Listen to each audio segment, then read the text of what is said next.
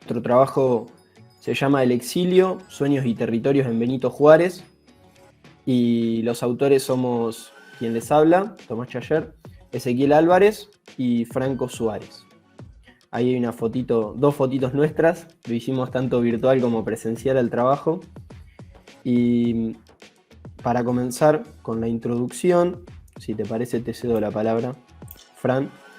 y comenzamos a comentar el trabajo. Buenísimo, Tommy. Bueno, buenas tardes a todos y todas. Ahí, como el Power lo muestra, quisimos ser muy expresivos con las fotos. Creo que es un gran recurso para expresar a veces trabajo e idea. Lo fundamental en la introducción de este trabajo, felicitar y agradecer a los docentes y a las docentes que hicieron ya sea el seminario esta jornada, porque la verdad que eso para nosotros fue una gran iniciativa en conjunto con estudiantes, y eso creo que es lo más valorable, y por eso también la introducción queríamos agradecer y celebrar. Imagínense que un poco medio presencialidad y un poco medio en virtualidad, pero creemos que cuando de a poco vuelvan las instancias presenciales, esto se va a profundizar y vamos a poder ser muchos más. Entonces, como una gran introducción y agradecimiento y celebro, queríamos empezar por ahí, que fue un trabajo mancomunado entre distintos actores. Bien. Y nuestro tema de trabajo, como lo indica el título, es el exilio, y ustedes se preguntarán qué es el exilio, ahí hay alguna foto que lo indica. Es una huerta agroecológica que conformaron un grupo de jóvenes en la ciudad de Benito Juárez, provincia de Buenos Aires, que queda aquí a 80 kilómetros de Tandil, para quienes estamos aquí, y queda en las afueras de la ciudad, a unos 5 kilómetros aproximadamente. Se conformó el año pasado durante la pandemia por parte justamente de este grupo de jóvenes, muchos de ellos con alguna trayectoria previa en la militancia, que la pandemia los encontró de nuevo en su ciudad natal. Muchos de ellos se habían ido a estudiar o a trabajar a otras ciudades, y nuevamente en Benito Juárez, con trayectorias previas, decidieron, habiendo conocido otras experiencias similares, encontrar algún territorio del Estado en el cual poder comenzar esta experiencia de huerta agroecológica. Ahí podemos ver alguna foto de cómo se llega hasta allí, que bueno, eso indica que quedan las afueras de Benito Juárez, y bueno, una foto de la parcela de tierra que tienen cultivada y del invernadero. Y ahí en esa diapositiva se ve, ¿no?, dónde queda el exilio en relación con la ciudad cabecera del partido de Benito Juárez. Y para contar un poco por qué elegimos esa experiencia cuando terminamos el seminario y teníamos que hacer el trabajo final, decidimos hacer algo que se sitúe pensando en la división del programa en dos ejes, en el eje el pesimismo de la inteligencia y el optimismo de la voluntad. Dijimos, bueno, nosotros queremos hacer algo que se sitúe en el segundo eje y trabajar con alguna experiencia que nos permita caminar, que nos permita encontrar con otros actores, tener que charlar, tener que entrevistar, y que entendamos nosotros que refleje justamente el optimismo de la voluntad, esta experiencia. Por eso nosotros consideramos que el exilio, al ser una huerta agroecológica que produce justamente de esa manera, de manera agroecológica, afirma la vida, forma parte de lo que podemos denominar el optimismo de la voluntad, y encaramos este trabajo final relacionándonos con los actores de ese proyecto. Y si te parece, si estás ahí, te cedo la palabra. Acá estoy.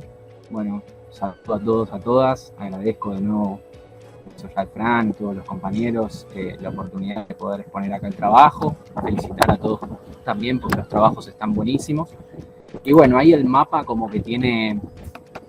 si se quiere, el objetivo de mostrar la parte más literal de ese saber situado, ¿no? Al elegir un proyecto en funcionamiento en Benito Juárez,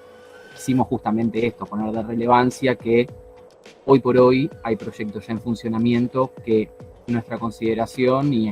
apoyándonos en una perspectiva decolonial, tienen estas cualidades o estas posibilidades emancipatorias, si se quiere, en cuanto a cómo llevan adelante la práctica. poner la noción de conocimiento por demanda ahí un poco apunta a eso, y a mí me pareció muy grato, por ejemplo, escuchar ayer cuando estábamos en el panel de apertura estas nociones de conocimiento florero y de un conocimiento que tal vez no responde a una demanda particular del pueblo y que disocia la institución en la cual se construye el conocimiento de las problemáticas reales de la sociedad en la que está. Entonces, bueno, nosotros dijimos, más allá de que los tres estudiamos historia, tratamos de agarrar un proyecto que sea del presente, que nos quite un poco de ese lugar, de mirar la mente para atrás, y tratar a su vez tal vez de poner de relevancia justamente algo que ha cruzado transversalmente a los trabajos, que es que hay una continuidad en la colonialidad, ¿no? Que al nosotros tratar de reconocerla en el presente, justamente también intentamos dar cuenta de que obviamente siguen existiendo esas dominaciones y, bueno, diversas formas en las cuales eso sucede. Por eso también para el marco teórico nos anclamos en esta perspectiva de lo que es herramientas conceptuales del sur epistemológico, ¿no? Que justamente lo que intenta dar cuenta es no de un sur geográfico, no es una cuestión de saber situado desde dónde se construye, sino que tiene una serie de características que son herramientas que son construidas desde la resistencia, ¿no? Entonces buscan ser anticapitalistas, antipatriarcales, anticoloniales, y que bueno, que la verdad es que, dado que sentíamos que por nuestra militancia y por nuestros distintos posicionamientos, el exilio era un gran espacio como para hacer el trabajo, intentamos también, de todo este bagaje teórico que íbamos adquiriendo a través del seminario, ir encontrando distintas dimensiones que nos permitan intentar no necesariamente analizarlo, porque justamente con el conocimiento por demanda buscamos que no sea como un objeto de estudio, sino que haya justamente diálogo de saberes y una relación más horizontal, pero poder anclar en distintas dimensiones la práctica que ellos llevaban adelante y el proceso que se dio ahí. Eso con respecto al marco teórico y a las herramientas del sur epistemológico. No sé, Fran, si querés agregar algo de eso, o si Tommy ya querés hablar de las entrevistas. Bien, y añadiendo la manera en que lo hicimos, además de recurrir a la bibliografía del programa, también queríamos encontrarnos, vincularnos con actores que estén llevando adelante algún proyecto de este tipo, y justamente realizamos entrevistas para elaborar el trabajo. Ahí hay una foto, no es una foto de cuando hicimos la entrevista, porque no sacamos, fue virtual, la entrevista con los chicos y las chicas del exilio. Y también entrevistamos, que tampoco sacamos fotos, esto sirve de aprendizaje para la próxima. Entrevistamos a Rodolfo Tula, que es ingeniero agrónomo y trabaja en el INTA, en el Instituto Nacional de Tecnología Agropecuaria, en la dependencia que hay en Benito Juárez, que nos parecieron actores importantes para entrevistar a los compañeros del exilio, porque son quienes están llevando a cabo el proyecto, y a Rodolfo, porque en su carácter de ingeniero agrónomo y de funcionario del INTA, les ha dado y les está dando una mano y les está brindando acompañamiento en lo que es todo este proceso de justamente dar inicio y llevar adelante y continuar este proyecto. Así que para mencionar eso, que realizamos entrevistas. Y ya yendo al primer apartado de nuestro trabajo, en principio el trabajo, justamente como decía somos los tres estudiantes de historia, queríamos solamente hacer un recorrido histórico de las tierras donde se ubica el exilio. Esto es importante, la huerta, dijimos que está ubicada en tierras del Estado, y esas tierras justamente tienen toda una historia. Esas hectáreas en su momento fueron donadas por quien aparece allí en la imagen, por Cayetano Civecchi, que fue un italiano que llegó aquí a la Argentina en el siglo XIX, y fue un filántropo que en su vida personal fue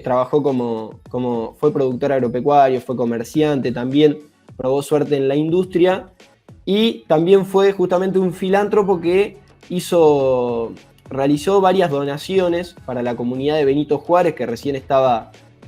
naciendo, estaba surgiendo, se estaba conformando el partido de Benito Juárez, y entre todas esas donaciones, entre las cuales, por ejemplo, hubo escuelas, la más importante y la más trascendente sería justamente el instituto, lo que luego se conocería como Instituto o Colonia Cayetano Sivecci, ¿no? En homenaje a quien donó las tierras y los ladrillos y los materiales para la construcción en ese momento. Estamos hablando de principios del siglo XX. Y en esas tierras donde se construyó este instituto, a lo largo del tiempo habría varias vicisitudes, varios contratiempos y alteraciones, como decimos en el trabajo, y el proyecto que en un comienzo tenía su fundador, Cayetano, que era una escuela de artes y oficios donde se formen los hijos de los chacareros para aprender cómo se produce la tierra. Bueno, luego varios de los proyectos se verían truncos e irían cambiando en el tiempo a la par del cambio de las coyunturas políticas y económicas de la Argentina. Y también de las particularidades propias de lo que ocurrió en ese instituto. Entonces ahí podemos ver fotos de cómo ha cambiado el uso de la colonia Cayetano Sivecci a lo largo del tiempo. Acá, en la esquina superior izquierda, podemos ver a las trabajadoras del lugar en algún momento de su historia. Acá podemos ver en el medio cómo están las instalaciones de la colonia Cayetano Sivecci hoy, que están en estado de abandono momentáneamente desde hace algunos años, porque el instituto, que el último uso que tuvo fue una escuela de educación especial, como vemos acá en el recorte de diario, hace unos años se mudó al centro de la ciudad de Benito Juárez, por tanto las instalaciones quedaron abandonadas y posteriormente vandalizadas. Y hoy en día lo que encontramos si vamos allí son, por un lado, acá vemos una foto del interior del invernadero donde está el exilio, y por otro lado, aquí vemos las tierras que están alrededor. El predio cuenta con 200 hectáreas, donde se están realizando obras porque la mayor parte de las tierras pertenece, o mejor dicho, las está administrando y utilizando la Asociación Cooperadora de la Escuela Agrotécnica, de la Escuela Agropecuaria de Benito Juárez. Por tanto, hay una obra que es un molino, y en una partecita de las tierras está ubicado el exilio. Entonces, si nosotros hacemos un recorrido histórico de las tierras del exilio, desde que Cayetano Sivecci dona las tierras, se hace la obra, hasta hoy nos encontramos con todo esto. Y si nos preguntamos cuál es la relevancia histórica que tiene la colonia Cayetano Sivecci para la comunidad de Benito Juárez, bueno, allí nosotros encontramos una relación con el texto de Truillot en el programa, y creemos que por un lado está el legado de Cayetano Sivecci, de esa escuela de artes y oficios, que se fue viendo trunco, aunque eso hoy día no está nada dicho, porque esas tierras se están utilizando y están en camino de utilizarse aún más para justamente la Asociación Cooperadora de la Escuela. Y por otro lado tenemos la presencia que nos parece disruptiva y novedosa de esta huerta agroecológica del exilio. Justamente decíamos que esas tierras que en su momento se donan para formar a los trabajadores y poner a producir en la Argentina del modelo agroexportador, hoy se encuentran con la presencia disruptiva de una huerta agroecológica. Y esto lo relacionamos con lo que plantea Truillot, de que la historicidad tiene una doble cara y que los sujetos forman parte o ejercen esa historicidad de dos maneras, como actores y como narradores. Y nosotros pensamos a los actores que hoy encontramos allí, por un lado el municipio, la asociación cooperadora de esta escuela, a los compañeros del exilio, los pensamos como actores y como narradores, y en ese sentido también la importancia de entrevistarlos. Y bueno, justamente también rescatábamos de Truillot esta noción sobre el pasado, de que pasado y presente no son independientes unos del otro, y que hay una continua creación de ese pasado, que somos contemporáneos del pasado. Entonces lo que encontramos nosotros cuando vamos a las tierras del Instituto Cayetano Sivecci y nos encontramos por un lado con el exilio y con todo lo demás, lo relacionamos con esto. Y vamos,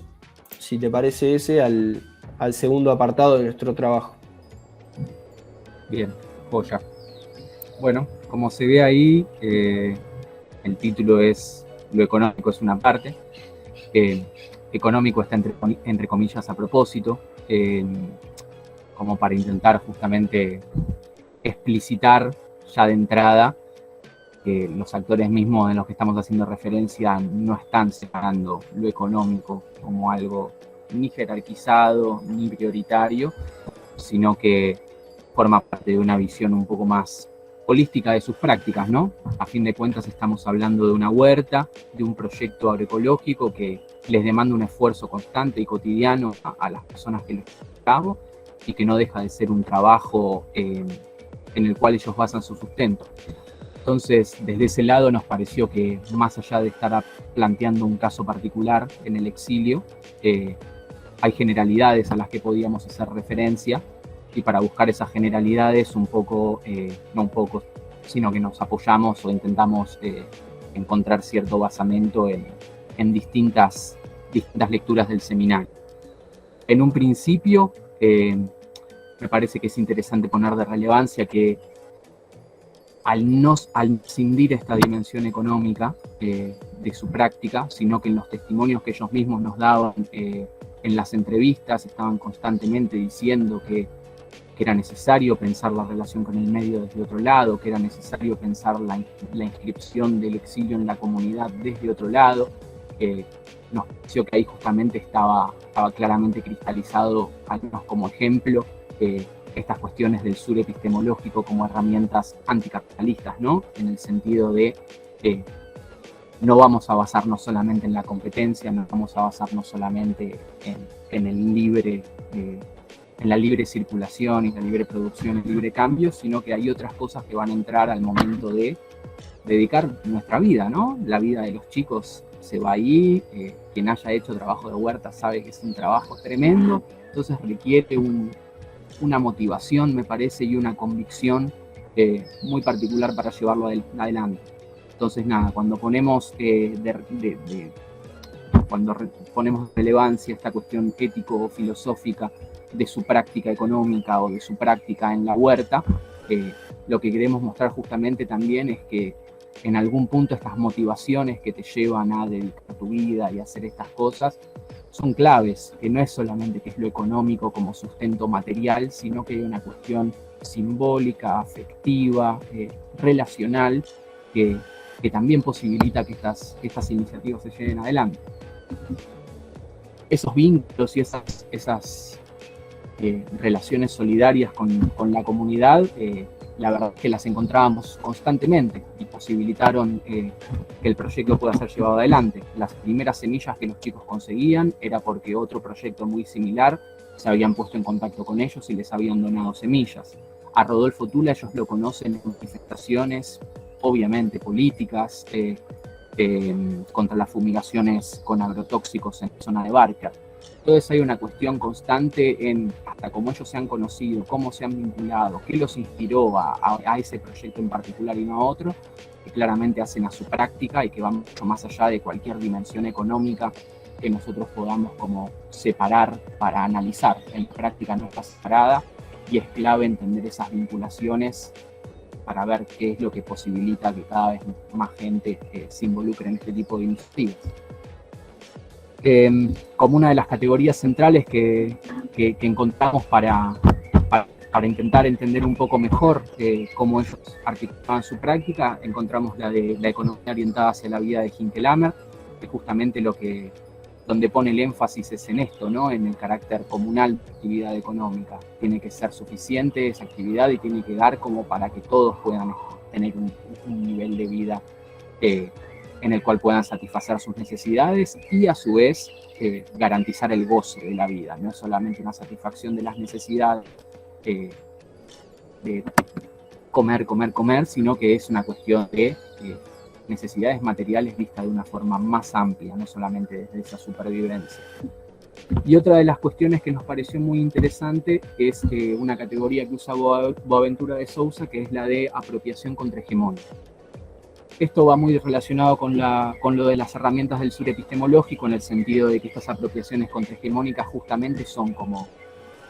herramientas propias del capitalismo, herramientas propias de los sistemas de dominación que son cooptadas por sectores de resistencia, resignificadas, y a partir de esa resignificación son planteadas como posibilidades de frenar ese avance, de resistir, de ir en contra, de valorizar otras cosas que no necesariamente son valorizadas en estos sistemas de dominación que tanto todos los compas anteriores como nosotros hemos hablado, sistema patriarcal, eurocéntrico, colonial, etc. Así que nada, nosotros, como para terminar un poco con esta dimensión económica que no es tal, sino que en realidad queríamos explorar un poco esta dimensión ética, filosófica, pero que a su vez no deja de ser una parte de la dimensión política, que los vinculó con distintos actores y que los pone en movimiento, ¿no? Que los pone a llevar adelante un proyecto que requiere un montón de trabajo, pero que en estas prácticas que plantean una relación distinta con el medio, sustentable, comunitaria y no individual, creemos que ese tipo de proyectos son los que posibilitan cambios, ¿no? Transformaciones en la realidad en la que vivimos y que nos parecen más urgentes. Con respecto a la dimensión económica nada más, que también, bueno, yo empecé un poco ahí diciendo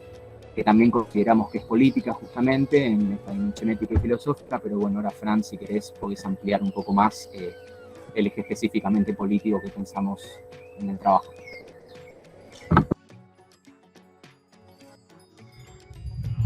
Muchísimas gracias, Eze. No sé cómo venimos de tiempo, pero ya vamos para la última parte. De alguna manera, como venían planteando Tommy y Eze, en términos de trabajo, la última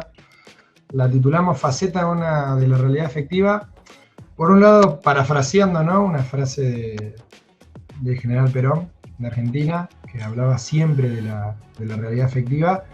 y un poco en esta idea de teorizar una práctica que existe en una ciudad cercana, que nosotros de alguna manera conocemos. Nos pareció que era interesante poner en debate con la práctica misma la noción de poder que se tiene en general y de la política. Dussel, dentro de muchísimos autores y autoras también que hablan mucho, igual Dora Barrancos, también Rita Segato, hay una noción del poder que nosotros tratamos en el trabajo que es una noción del poder positiva, digo, reconociendo que hay dos concepciones, una negativa y una positiva, en el sentido de que el poder es de alguna manera la afirmación de la comunidad, la reproducción de la comunidad como medio y como fin, y ahí en esa doble concepción negativa y positiva,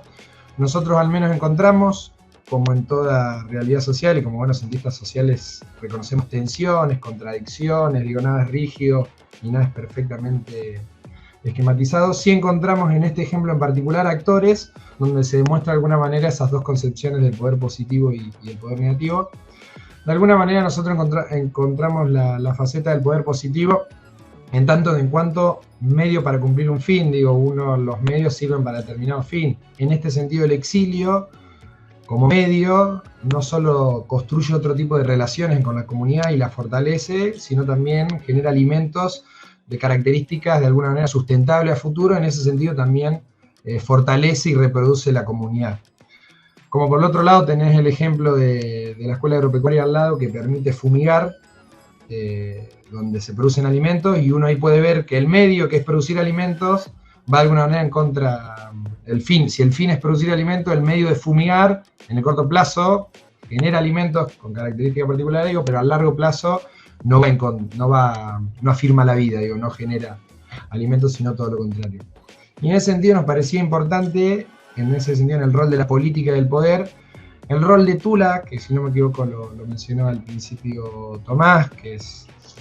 de alguna manera parte del Estado Nacional, trabaja en el INTA, digamos, además un profesional que de alguna manera hace todo lo posible con las contradicciones e intenciones del Estado y la pugna que hay en el mismo y en la sociedad para llevar adelante el exilio, para aportarle herramientas, para acompañarlo, para fortalecerlo, de la mano que también el intendente y la intendencia que viene gobernada por el peronismo, no ininterrumpidamente, pero hace 30 años, también con sus tensiones y sus contradicciones hacia adentro, ha hecho de alguna manera, y se ve en las imágenes cuando Julio Marini, el intendente, visitó el exilio y además entregó insumos, materiales y herramientas. Entonces, creemos en ese sentido es interesante poder analizar esa idea del poder positivo y el poder negativo, que un poco esa idea del poder positivo se recupera de una tradición latinoamericana, de los pueblos originarios, de la afirmación de la comunidad. Incluso los aymara siempre dicen que no existe la vida por fuera de la comunidad. Los hombres somos necesariamente, vivimos en comunidad. Y creo que gobiernos hace 20, 30 años hacia adelante, como Evo Morales, Chávez, Lula da Silva, Néstor Cristina, de alguna manera han recuperado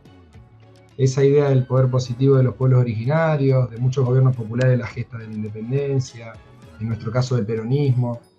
Y hay una idea también cuando, por ejemplo, la frase Cristina de la patria es del otro, un poco es esto, ¿no? Digo, no es la patria es ayudar al otro, sino que la patria verdaderamente es el otro, digo, uno es el otro.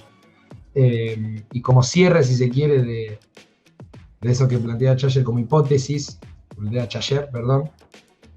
como conclusión de por qué nosotros veíamos el optimismo de la voluntad, un poco veíamos que al menos veíamos que como cientistas sociales, medio cuando vamos a abordar algún estudio siempre vamos con una verdad abajo el brazo, ¿no? Digo, uno sí va a investigar y va a buscar, pero va con una hipótesis bastante cerrada. Y un poco nosotros encontrábamos esta idea del optimismo de la voluntad en el exilio, uno porque afirma la vida, y busca reproducir la comunidad en términos no solo en términos económicos, en esa falsa división, términos sociales, políticos, de construcción de relaciones, abona al fortalecimiento y la reproducción de la comunidad. Por otro lado, además hay consensos racionales, simétricos, digo, es obvio que hay responsabilidades divididas, pero en general hay consensos técnicos racionales de cómo organizarse, siempre con las contradicciones y tensiones que existen en toda comunidad. Y tercero, y quizá no lo más importante, pero el broche de oro, que tiene factibilidad estratégica, que cumple de alguna manera con los criterios de ser estratégico y de ser factible, que es lo más importante a la hora de abordar, digamos, o de entender qué es el último broche, si de alguna manera abona o no a la reproducción de la comunidad. Entonces, como en esos tres puntos nosotros los encontramos en el exilio, y quizá con Tomás y ese, si les parece, como hacer el balance general de lo que nosotros veíamos de para qué sirvió o qué balance hacemos hoy, después de escribirlo, cuando la volvimos a leer de cara a la jornada, como que dijimos, hay un poco de idealización en el trabajo, ¿no? Y está bien, porque nosotros, uno como estudiante de ciencias sociales y además como militantes un poco, ¿no? Le dejamos un poco el sueño, ¿no? Aportamos un poco esa idea de sueño y que queremos que sea mejor. Pero bueno, chicos, si quieren agregar al balance, capaz que estaría bueno en esos 3 puntitos. Sí, añado que hoy en día el municipio ha cedido en comodato, dándole un visto bueno a esta experiencia del exilio, ha cedido en comodato esa parcela de tierra para que continúen con el proyecto, y hoy en día el proyecto del exilio ya logró constituirse en cooperativa, que eso le brinda algunas herramientas que son necesarias para poder continuar, y luego para comenzar a contar a modo de balance y luego Fran y ese continúen, que la experiencia fue muy enriquecedora, algo que me parece también que en algún momento había que recortar y comenzar a escribir, pero la realidad es que el hecho de, por un lado, la bibliografía del programa, que es más que interesante, y por otro lado, el haber entrevistado a los actores, nos disparó un montón de puntas y de interrogantes que se podrían seguir profundizando. Por ejemplo, no llegamos a entrevistar a ningún actor del municipio más allá de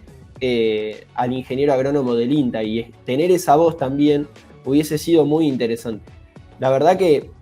para rescatar eso, que la experiencia fue interesantísima, y también en términos de las correcciones que luego tuvimos en el trabajo, y que una es esta que decía Fran, de que hay cierta idealización, romantización de la experiencia, y que bueno, justamente estamos aquí para aprender y continuar aprendiendo continuamente. Sí, ni hablar. Yo, como balance, para aportar una parte más, diría que nos encontramos constantemente en el juego entre la teoría y la práctica, ¿no? Que es un poco lo que dijo Fran también hace un cachito, como es un proyecto ya en funcionamiento, es una práctica que está asignando, y nosotros vamos después con unas ciertas herramientas teóricas a intentar como añadir una dimensión más a algo que ya está funcionando. Creo que eso también hizo que a veces se nos dificultara el límite entre la idealización, como si este proyecto al 100% representara algunas cosas. Tal vez deberíamos haber matizado un poco más en la escritura y mostrar algunas contradicciones internas. Hubiera sido como piola para justamente mostrar esto, que son gente que está laburando, que está haciendo una y que nos cruzan contradicciones, pero que eso no quita las posibilidades que lo que están haciendo significan. Y creo que eso también lo vi, por ejemplo, en el trabajo. Nosotros en un momento hacemos como una crítica un poco a algunos planteos autonomistas, ¿no? Propios de la perspectiva de colonial. Y nosotros ahí lo que intentamos poner de relevancia en realidad es que, más allá de la abstracción de cómo fue construido el Estado, de qué proceso histórico lo trajo, etc., también el Estado son personas que están ocupando distintos espacios, como puede ser en este caso Rodolfo Tula, que obviamente hay limitaciones estructurales, institucionales a lo que se puede hacer desde esos espacios, pero que a su vez una persona capacitada con la voluntad tiene las herramientas como para convertir esas instituciones y esos espacios en espacios de transformación social, en espacios que le cambien la vida a las personas que forman parte de esos proyectos y a la comunidad en los que están inscritos. Creo que también la comunidad es algo que nos